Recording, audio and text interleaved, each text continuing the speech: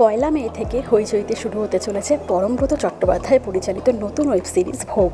সিরিজের মুখ্য চরিত্রে অভিনয় করছেন অনির্বাণ ভট্টাচার্য এবং পার্নো মিত্র। হয়ে গেল সিরিজের ট্রেলার লঞ্চ।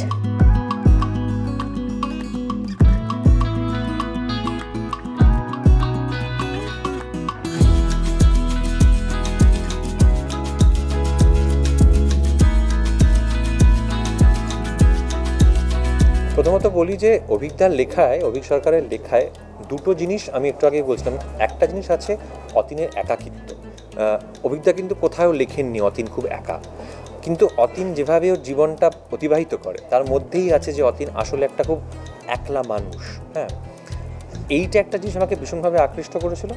আর একটা জিনিস আকৃষ্ট করেছিল, সেটা হচ্ছে যে ডামরির যেভাবে প্রবেশটা ঘটে অতীনের জীবনে, ডামরি এবং অতীনের মধ্যে একটা অনুচ্চারিত আকর্ষণ আছে কোথাও একটা জায়গাতেই অভিকদার লেখা আছে যে ঠিক এই ভাষায় লিখেছিলেন অভিকদা, যে যখন প্রথম দেখা হয় অতীনের সঙ্গে, এবং আমি এক্স্যাক্টলি সিনটাভাবে শ্যুট করেছি, যে তার বয়স খুব অল্প নয় ডামরির, মানে ডামরি বলে তখন চেনে না, মানে ওই মহিলার বয়স খুব অল্প নয়, কিন্তু তার শরীরে একটা টান আছে। এটা লেখক তার মতো করে ভদ্রমহিলা যে মধ্যে যে একটা ভদ্রমহিলা যে আকর্ষণীয়, খুব গ্রামীণ এবং খুব যাকে ইংরেজিতে রাস্টিক বলে, সেরকম হওয়ার সত্ত্বেও যে একটা ওনার মধ্যে একটা আকর্ষণীয়তা আছে, এটা কিন্তু খুব ক্লিয়ারলি অভিজ্ঞতা লিখেছিলেন জিনিসটা। তো সেইটাকে মাথায় রেখেও কিন্তু আমি কাস্ট করেছি, যে যাকে দেখলে হ্যাঁ মানে তিনি ঐশ্বরিয়া রাই হতে হবে না তাকে, মানে আমি বলছি যে চোখ ফেরানো কারণ তা না, কিন্তু যার মধ্যে একটা আকর্ষণীয়তা আছে, যার সঙ্গে মানে আরেকজন পুরুষ চরিত্রের মধ্যে তাদের মধ্যে যাতে একটা আন্ডারলাইন টেনশন যাতে কাজ করে, এক ধরনের একটা আকর্ষণের টেনশন যাতে একটা কাজ করে, সেটা একদম অনুচ্চারিত। কিন্তু কোনোদিন আমিও অনির্বাণের মতন এরকম ধরনের চরিত্রে আগে কাজ করিনি, তো সেইখানে দাঁড়িয়ে অভিনেতা হিসেবে একটা তো এক্সাইটমেন্ট থাকেই নতুন কিছু ট্রাই করার সময়। সো আর আমার খুব প্রিয় মানে গল্প এটা, মানে অডিও স্টোরি হিসেবে it's very close to my heart. সেই হিসেবে আমার আর প্রচুর অ্যাকশন রয়েছে, তাই জন্য আমি খুব এক্সাইটেড ছিলাম, খুব মজা পেয়েছি। আমাদের লুক সেট হচ্ছিল, আমার পাশাপাশি চেয়ারে বসে মেকআপ হচ্ছিল। আমার তো বেসিক একটা মেকআপের, পার্নোকে সাজানো হচ্ছে, ডামরি এবং পার্নো হচ্ছে দেখো দেখো দেখো, এবং আমরা বাকিরা সবাই প্রচণ্ডই মানে আর ও নড়াচড়া করতে পারছে না। হ্যাঁ, এমনই এক ধরনের একটা মেকআপ হচ্ছে যে বেশি হাসতে পারছে না, কিছু খেতে পারছে না, বেশি নড়তে পারছে না, হাত পা নাড়াতে পারছে না, তারও কিছু কারণ আছে। তো সেটা নিয়ে আমরা যা করি, মানে আমরা মজা করছিলাম আর ও কষ্ট পাচ্ছিল। অন্যের ট্র্যাজেডি তো আমাদের কমেডি। ভোগের ক্ষেত্রে অতীনের চরিত্র আমি যতখানি জানি, পাঠক শ্রোতাও ততখানিই জানে, কিন্তু কিছুই বলতে হবে না। বরং আমি বলবো পয়লা মেতে ভোগ রিলিজ করার পর মানুষ যেভাবে অতীনকে নেন, কেউ হয়তো তার কল্পনার ছবির সঙ্গে মিলিয়ে নেবেন, কেউ হয়তো একদম নতুনভাবে দেখবেন, এমন অন্য তো নিশ্চয়ই দর্শক দেখবেন যারা ভোগ পড়েননি বা শোনেননি এখনও।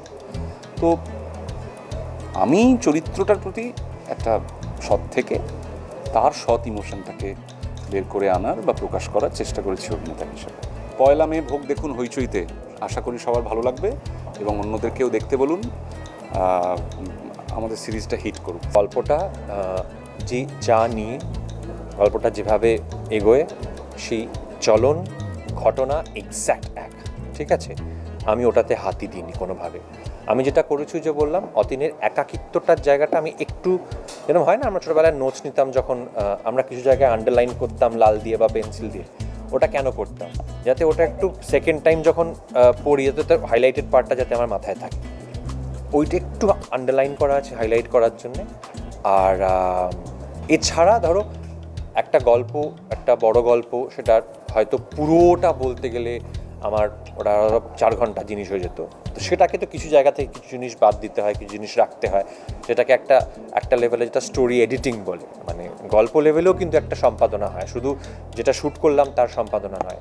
তো সেটা তো একটু করতে হয়েছে ন্যাচারালি, কেননা আমার তো 6টা এপিসোড এবং সেটা 20-21 মিনিট করে, তো সেই সময়টার মধ্যে বাঁধতে চাই বলে কিছু জিনিস আগুপিছু করতে হয়েছে, কিছু জিনিস হয়তো সরিয়ে রাখতে হয়েছে, কিছু যেগুলোকে আমার মনে হচ্ছে এগুলো রাখাটা আমার জন্য বেশি গুরুত্বপূর্ণ সেগুলো রেখেছি।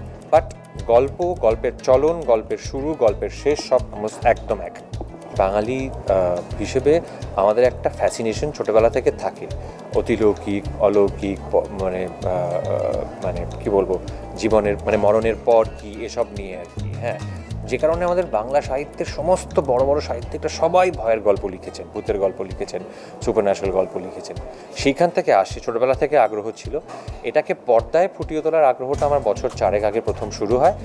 সেটার সুযোগটা আমি পাই বছর 2-2.5 আগে থেকে, এবং আমি ধন্যবাদ জানাতে চাই SVF, হইচই, শ্রীকান্দা, মনিদা, বিষ্ণু মহতা, সৌম্য মুখার্জি, এদের প্রত্যেককে, entire SVF team, social media team, যারা এইগুলোকে মানুষের সামনে মেলে ধরার জন্য যারা নিরন্তর এতটা সাপোর্ট করেছেন বা দিয়েছেন। ভোগ গল্পটা যদি তুমি নাও, ভোগ গল্পটা কিন্তু দেবীকে নিয়ে, মূলত দেবীকে তুমি নেগেটিভ এনার্জি বলবে কি? বলতে পারো না। কিন্তু আমাদের এখানে মজাটাই হচ্ছে আমাদের যেভাবে আমরা পুজো আর্চা করি সেগুলো আসলে উঠে, আমরা কিন্তু আসলে তান্ত্রিক মতে পুজো করি, আমরা বৈদিক মতে পুজো সে অর্থে করি না, আমরা তান্ত্রিক মতে পুজো করি। সেই কারণে দেখবে আমাদের দেবীদের আন্ডারে বা দেবীদের নিয়ন্ত্রণের মধ্যে প্রচুর ডাকিনী, যোগিনী, পিশাচিনী থাকে। হ্যাঁ, তো সেই কারণেই মানে ওরা মানেই নেগেটিভ এনার্জি, হরার মানেই নেগেটিভ এনার্জি আর পজিটিভ এনার্জি, এইটা না ভীষণ একটা ওপরের একটা পশ্চিমী কনসেপ্ট এটা। তো আমি বিশ্বাস করি, আমি যখন সুপারন্যাচারাল হরর বলছি, আমি যতই বিদেশি ছবি গল্প পড়ি না কেন, বিদেশি ছবি হরর ছবি দেখে বড় হয়েছি, কিন্তু আমি যখন গল্প বলছি ভারতবর্ষে দাঁড়িয়ে, পশ্চিমবাংলায় দাঁড়িয়ে, আমি কিন্তু আমার মাটিতে জিনিসটাকে রাখতে হবে। হ্যাঁ, তো সেখানে এই নেগেটিভ এনার্জি পজিটিভ এনার্জিগুলো আমার মনে হয় একটু এলিয়েন কনসেপ্ট, একটু তো ওইভাবে আমি দেখি না জিনিসটাকে। আমি দেখি কিন্তু আমার যে লোকায়ত ভূতের গল্প যেগুলো, যে ফোকলোর যেগুলো, আমার যে মিথোলজি যেগুলো, আমার দেশের যে পুরাণ, সেগুলোর প্রভাবটা আমাকে আরও বেশি ফ্যাসিনেট করে। ভোগের জন্য প্রেপারেশন নিয়েছি প্রায় মাস 1.5-2 ধরে। আমরা শ্যুট করেছি এই বছর আই থিঙ্ক ডিসেম্বর জানুয়ারি। আমরা প্রস্তুতি শুরু করেছিলাম পুজোর পর থেকে, মানে নভেম্বর মাসের পর থেকে প্রস্তুতি শুরু করেছিলাম। অনেক কিছু ব্যাপারে প্রস্তুতি ছিল, মানে বিশেষ করে 6th এপিসোডটা দেখলে সেটা বোঝা যাবে যে কেন বলছি প্রস্তুতিটার কথা। আর একটা জিনিসের পিছনে অনেকটা সময় ব্যয় করেছি, সেটা হচ্ছে ব্যাকগ্রাউন্ড স্কোর। নবারুণ আমার সব কাজই করে, Nabarun Bose, I think is an incredibly gifted music director. এবং আবহ সঙ্গীতের ক্ষেত্রে আমি দাবি করে বলতে পারি, মানে নবারুণ বেশি বয়স না, আমার থেকে ছোট নবারুণ, বাট নবারুণ যেটা করে আসছে, যে কটা কাজ আমরা একসঙ্গে করেছি, সেটা কর্ণসাবরী হোক, কর্ণসাবরী সাপ হোক, নিকশ ছায়া হোক, অনেকগুলো ছবিও করেছে, বনি টনি, সবেরই কিছুরই ব্যাকগ্রাউন্ড ওর করা। ভোগটা খুব স্পেশাল, কেননা ভোগটাতে নবারুণও কিন্তু এই একটা অদ্ভুতভাবে একটা ট্রান্সফরমেশন ঘটিয়েছে ওর নিজের ক্ষেত্রে। যে পরিমাণ ভারতীয় তালবাদ্য, ভারতীয় পারকাশন যে পরিমাণ বেজেছে সাম্প্রতিক সময়, আমি অন্তত কোনো ওয়েব সিরিজে, এবং সবকটা লাইভ রেকর্ড করা কিন্তু আর কি, ঢাক, ঢোল, কাঁসর, ঘণ্টা, দামামা, নাগাড়া সমস্ত আমরা করেছি। তার কারণ গল্পটা এত দেশজ, এত ভূমিজ, সেইটার ফিলটা আনার জন্য। 1 মে থেকে হইচইতে এক্সক্লুসিভলি স্ট্রিম করা শুরু করছে ভোগ। আপনাদের সকলের খুব প্রিয় গল্প আমি জানি, আমারও ভীষণ প্রিয় গল্প, তাই এটাকে সযত্নে লালন পালন করে অবশ্যই আমি পরিচালক হিসেবে আমার ভিশনটাতে অ্যাড করেছি, কিন্তু গল্পটাকে একেবারে, এত প্রিয় গল্প তো একেবারে অপরিবর্তিত রেখে অভিক সরকারের ভোগ আমরা কয়েকজন মিলে বানাবার চেষ্টা করেছি। 1 মে থেকে হইচইতে অবশ্যই দেখবেন। অতীনের জীবনের গল্প ফুটে উঠেছে ভোগে। এরকম আরও নতুন নতুন আপডেট পেতে আপনারা চোখ রাখুন আর্টিস্ট টিভি HD পর্দায়।